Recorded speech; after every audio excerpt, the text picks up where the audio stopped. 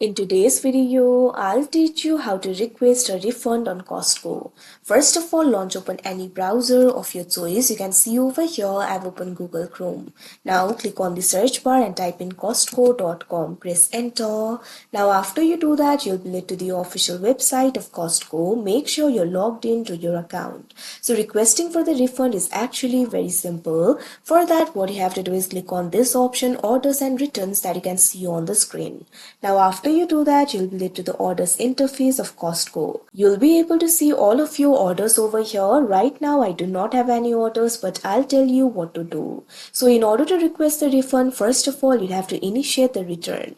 For that, what you have to do is find the relevant order and select the option for return or replace items. After you do that, what you have to do is simply follow the instructions. For most items, a return shipping label will be emailed to you. For large freight delivered items, Costco Logistics will schedule a pickup. Now after you return the item, you'll automatically be able to receive the refund. The refund will be credited back to the original payment method after the item is received and processed. It may take 5 to 10 business days depending on your bank. So like this, you'll be able to request for the refund. So that is how you request for refund from Costco. I hope you found this video helpful. Thank you for watching.